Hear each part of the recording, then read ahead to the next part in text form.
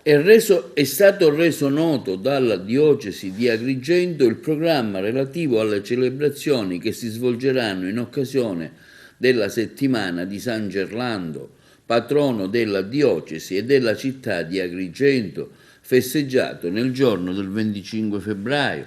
Domenica 20 febbraio, presso il Mudia, Museo Diocesano, si svolgerà il percorso gerlandiano, mentre alle ore 17 presentazione delle nuove acquisizioni. L'accesso ovviamente sarà col Green Pass nel rispetto delle normative Covid. Nella giornata di martedì 22 febbraio alle ore 18 si svolgerà la benedizione della nuova cattedra. La liturgia è presieduta dall'arcivescovo di Agrigento, Alessandro Damiano.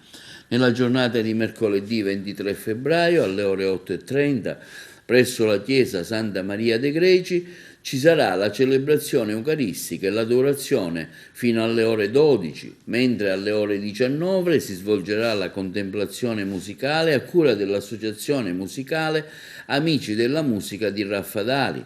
Anche lì l'accesso sarà col Green Pass.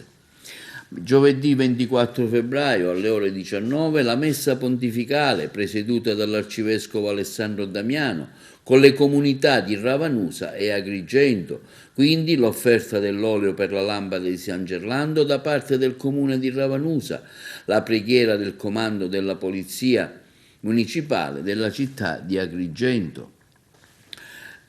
Nella giornata di venerdì 25 febbraio alle ore 10 si svolgerà la celebrazione eucaristica presieduta dal vicario generale Don Giuseppe Cumbo. Quindi alle ore 17 la messa pontificale con le ordinazioni diaconali presieduta dall'arcivescovo Alessandro Damiano. L'ingresso è riservato ai soli invitati. Inoltre, in occasione delle celebrazioni in onore di San Gerlando, patrono della diocesi, è stato organizzato un percorso permanente che attraverso le reliquie e reliquari, le opere artistiche e devozionali permetterà di avvicinarsi alla vita e alla figura del vescovo che riorganizzò la diocesi all'inizio del secolo XI con l'arrivo del conte Ruggero e dei Normanni. Il percorso si snoderà dalla cattedrale al museo diocesano, prevedendo la visita all'urna di San Gerlando custodita nella cattedrale e nella cappella chiaramontana. L'urna è un emblematico monumento della fede cristiana agrigentina, a testimonianza del profondo sentimento religioso del popolo agrigentino verso il patrono. Il reliquiario, un tempio arricchito da 6 formelle che narravano la vita del santo, costituendo una testimonianza non solo artistica, ma anche storico-documentata e geografica.